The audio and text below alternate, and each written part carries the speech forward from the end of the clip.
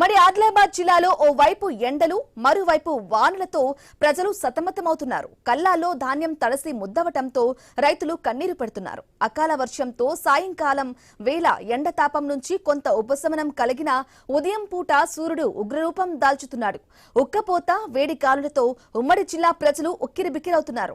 ఇక ఉమ్మడి ఆదిలాబాద్ జిల్లాలో ఎండలు వానల తాజా సమాచారాన్ని మా ఆదిలాబాద్ ప్రతినిధి శ్రీనివాస్ అందిస్తారు.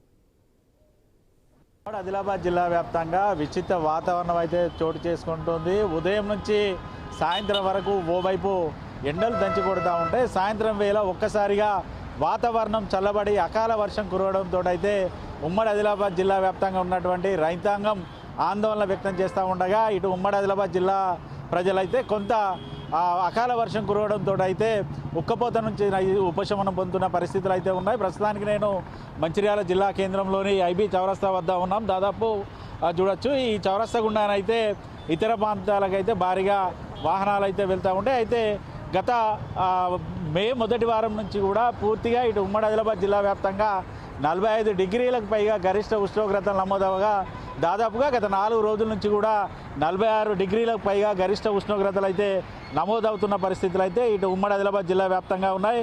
ఓవైపు ఇటు మంచిర్యాల జిల్లా తాండూరులో 46.4 డిగ్రీల గరిష్ట ఉష్ణోగ్రతలు నమోదవగా కొమరంభీం జిల్లా బెజ్జూరులో 46.2, నిర్మల్ జిల్లా ముజిగిలో 46 డిగ్రీల గరిష్ట ఉష్ణోగ్రతలు, అలాగే ఆదిలాబాద్ జిల్లా తాంసీలో 45.3 డిగ్రీల గరిష్ట ఉష్ణోగ్రతలు నమోదవుతూ ఉన్నాయి. ఉదయం 8 గంటలకే పూర్తిగా ఇటు సూర్యుడు తన ప్రతాపాన్ని చూపెట్టడంతో అయితే ఉమ్మడి ఆదిలాబాద్ జిల్లా ప్రజలు ఉదయం 8 గంటల నుంచి సాయంత్రం 6 గంటల వరకు కూడా బయటికి రావాలంటే కూడా ఇబ్బంది పడుతున్న పరిస్థితులు అయితే ఉన్నాయి. మరోవైపు ఇటు ఎండవేడికి తోడు భారీగా వడగాడ్పులు రావడం, ఉక్కపోతతో అయితే ఉమ్మడి ఆదిలాబాద్ జిల్లా వ్యాప్తంగా ఉన్నటువంటి ప్రజలైతే సతమతం అవుతున్న పరిస్థితులు అయితే ఉన్నాయి. దాదాపుగా గడిచిన వారం రోజుల్లోగా ఇటు వడదెబ్బ బారిన పడే పదుల సంఖ్యలోనైతే మృతి చెందిన పరిస్థితులు అయితే ఉన్నాయి. ఓవైపు అకాల వర్షాలు కురవడంతో అయితే కొనుగోలు కేంద్రాల్లో ధాన్యం ఉండడంతో అయితే రైతులైతే ఆందోళన వ్యక్తం చేస్తూ ఉన్నారు. దాదాపుగా తాము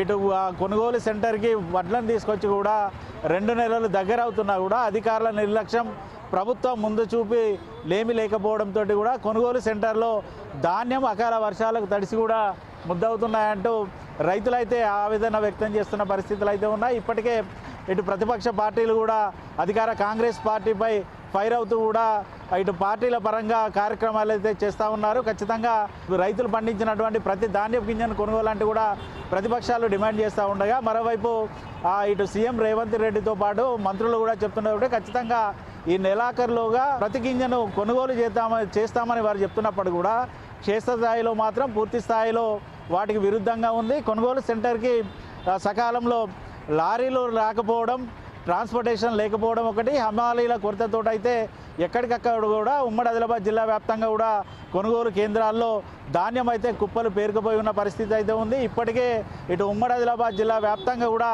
4,52,000 మెట్రిక్ టన్నుల ధాన్యాన్ని కొనుగోలు చేయాల్సి ఉండగా ప్రస్తుతానికైతే 75% మేర ధాన్యం అయితే కొనుగోలు చేశారు. మిగతా 25% మేర ఇంకా ధాన్యం అయితే కొనుగోలు చేయాల్సిన పరిస్థితులు అయితే ఇటు ఉమ్మడి ఆదిలాబాద్ జిల్లా వ్యాప్తంగా ఉన్నాయి. ఓవైపు అకాల వర్షాలతో అయితే రైతులు కన్నీటి పర్యంతం అవుతున్నారు. మరోవైపు కొనుగోలు కేంద్రాల్లో కూడా ఎక్కడ కూడా సరైన సౌకర్యాలు లేకనైతే రైతులైతే ఇబ్బంది పడుతున్నారు.